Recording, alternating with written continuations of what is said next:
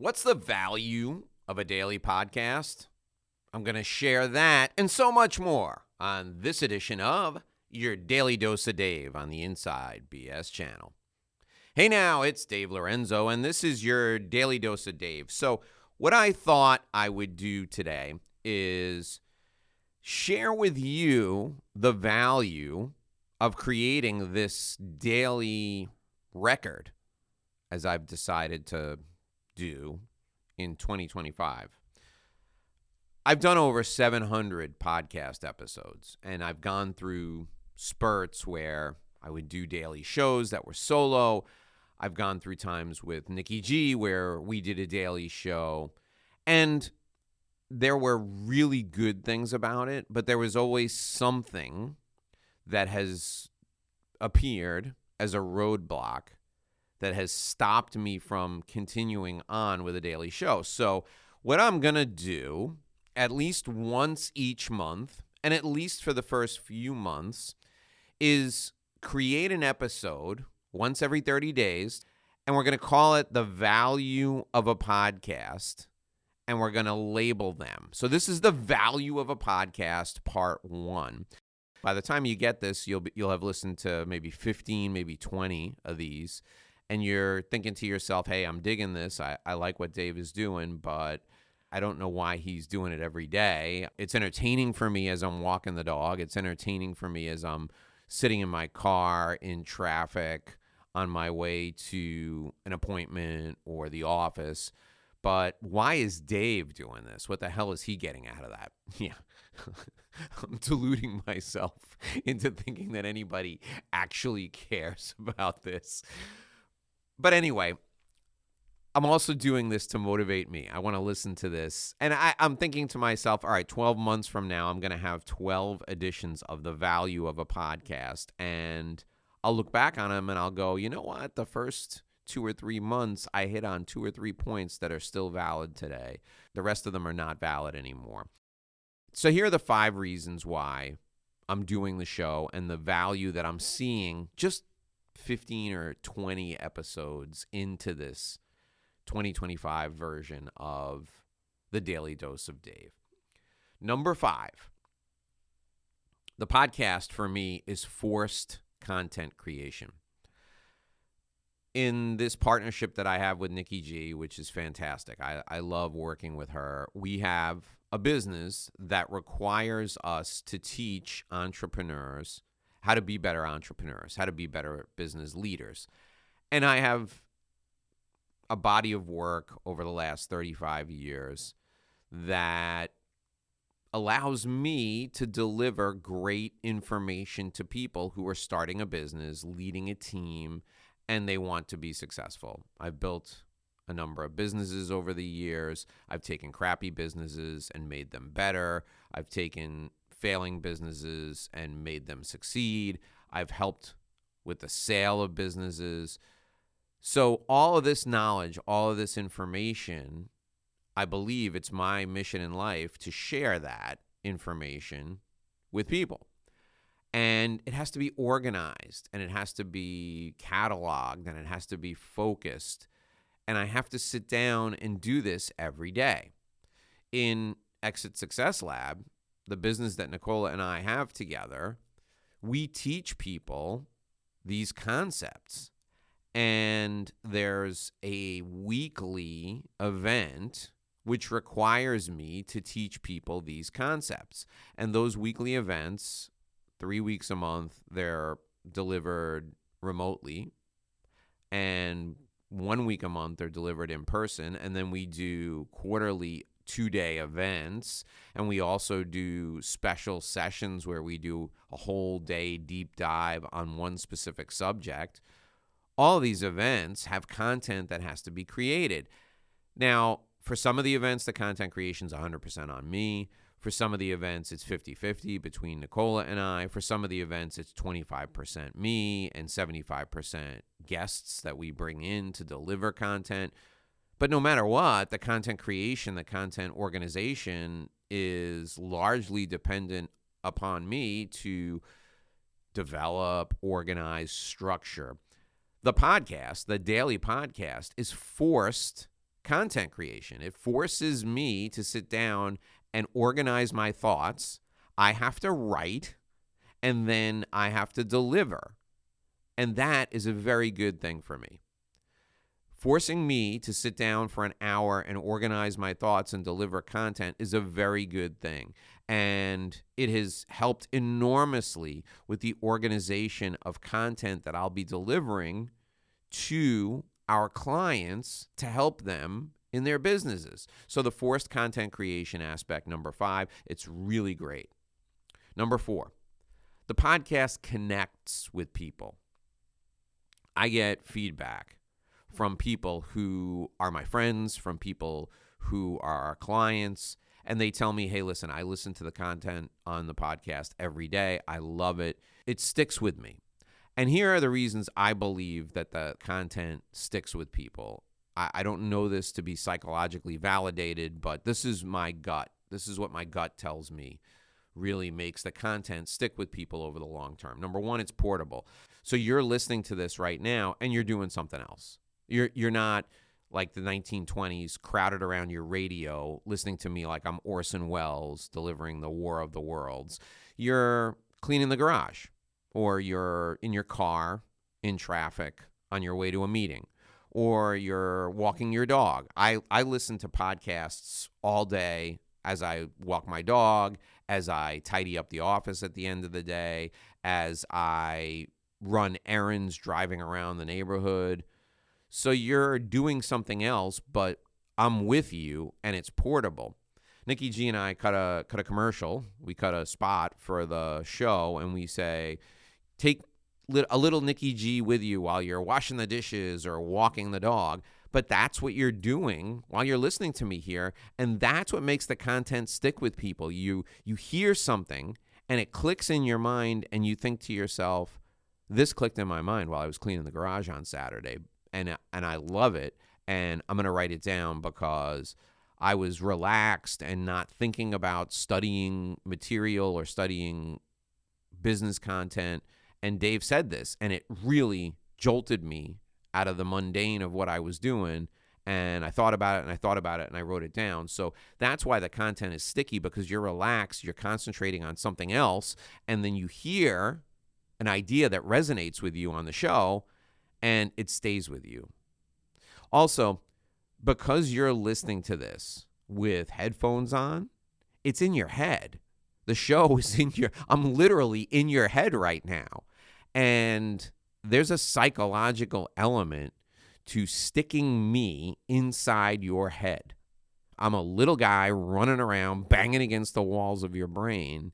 That really stays with people. So number 4 is that the show connects with people in a way that nothing else does, because you're relaxed and doing something else, and I sneak into your subconscious, but also because I'm literally in your head running around inside there.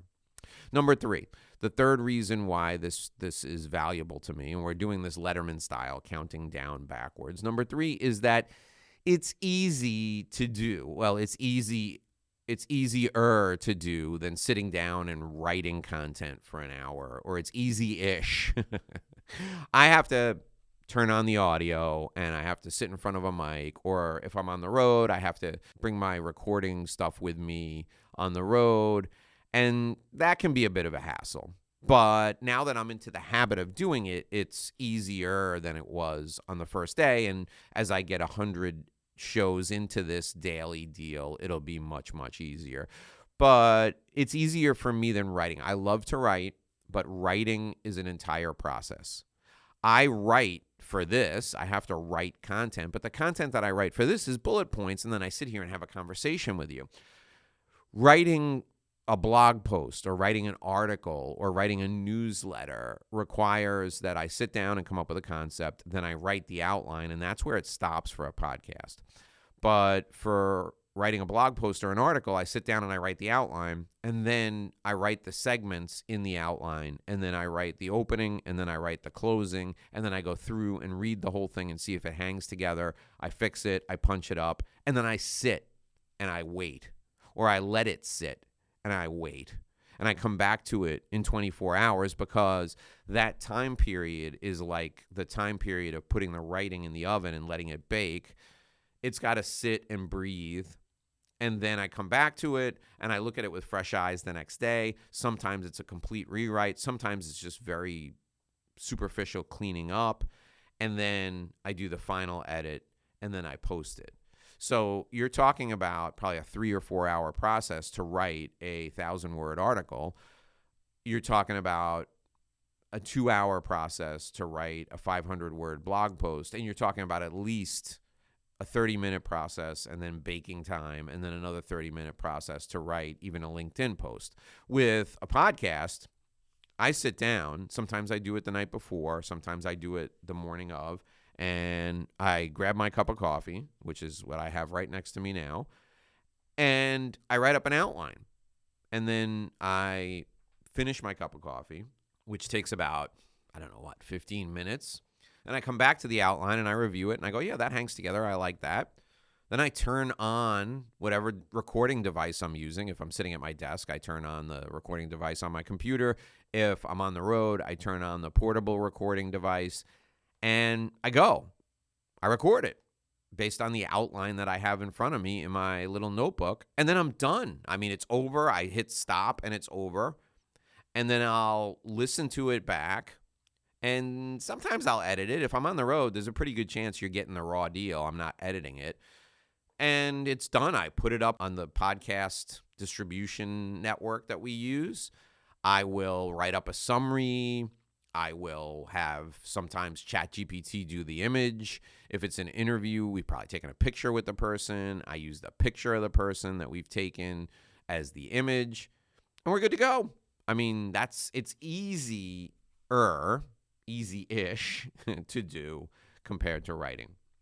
Number 2, the second most popular reason for me right now as to why this is valuable, this podcast, this daily podcast is valuable to me, is because I view it as creating a legacy for my kids. So here's how I think about this.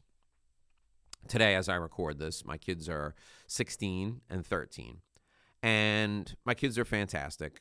They're great. And I can sit down and have a conversation with them. And the 16-year-old, if I'm talking about a subject he's into, he'll give me 45 minutes. We can have a good conversation for 45 minutes, especially if it's about sports or something he's interested in.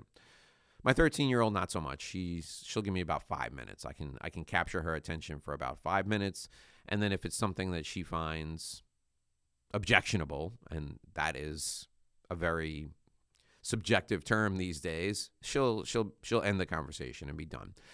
But I know from talking to my own parents and from the relationship that I have with my parents, I know that they will at some point want to look back and say to themselves, I wonder what my dad did all day. I wonder what my dad did for a living.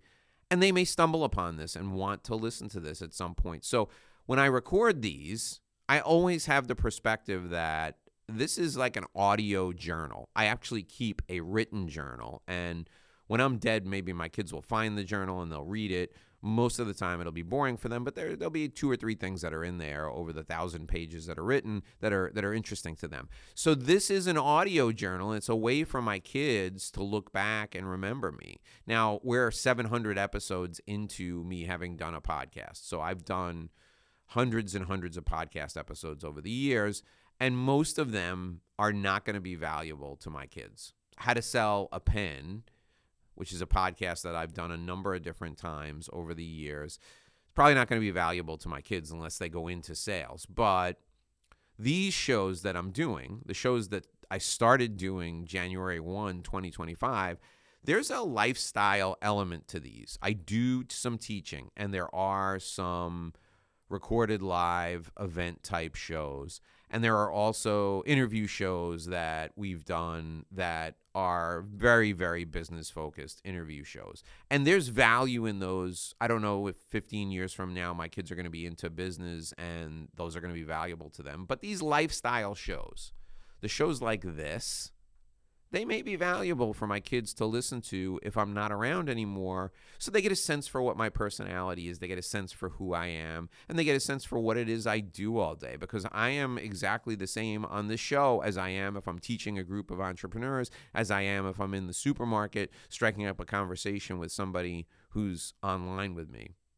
Just as an aside, I got to tell you that self-checkout in the supermarket has completely ruined the supermarket experience for me because I no longer get to have conversations with the people who are in line behind me and in front of me. That was the way I developed material before this. And that brings me to my final point, point number 1 in the value of a podcast. This is how I work out material. So I, over the years, have found that my process for developing educational content for the people in our community is very much like developing material for stand-up comedy. You sit down and you write, and you finish writing, and you don't know if it's any good. So you have to take the material that you've written and get up in front of an audience and deliver it and see what the reaction is. This show is me doing that. This is part of the process for me.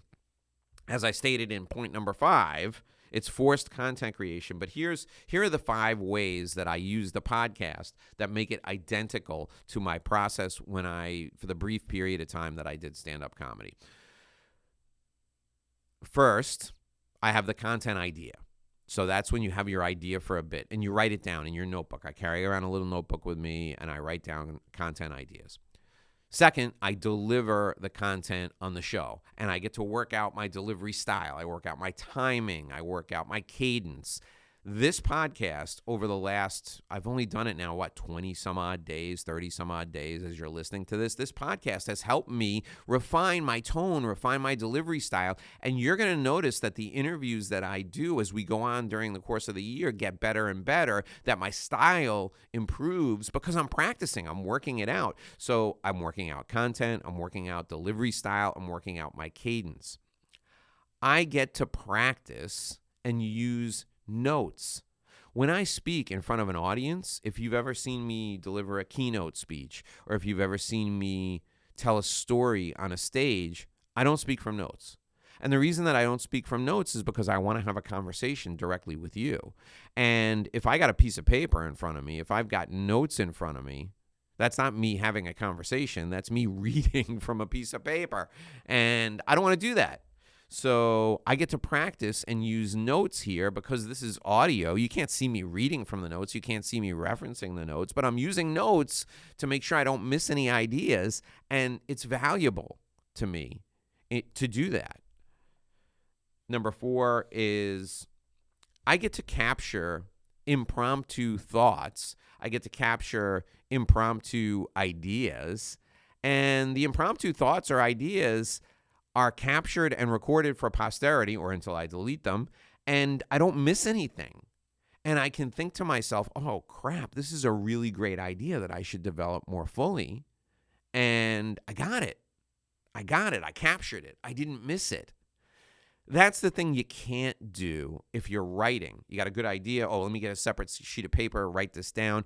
It screws with the flow of your writing if you do that. Well, here, because audio is prone to stream of consciousness, I also get to capture all the goofy ideas that come up as a byproduct. Like just a minute ago, 2 minutes ago, I talked about how the self-checkout situation has completely ruined my experience of testing material with people. That's a great idea that if I had it and it was a random thought while I was writing a blog post, I would have never written it down because it would have screwed with my flow. But now I've captured it in this audio program. I'm going to use that at some point in the future.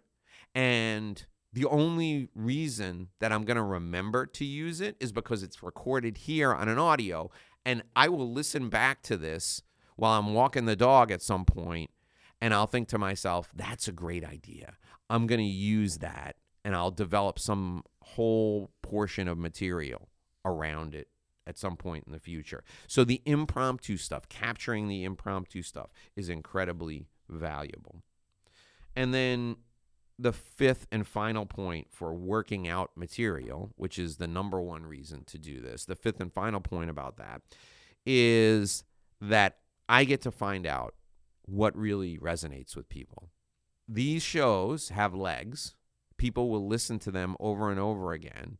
And my clients all listen to them. And people will tell me, hey, that show that you did on how to network, even if you hate people, that really connected with me. And here are the 3 things you said that really connected with me. And if I hear that 6, 7, 10 times, I know that's valuable content. And I know I can use that for business development purposes for our business. I know I can use that for teaching people because that, for some reason, is really connecting with people on a visceral level.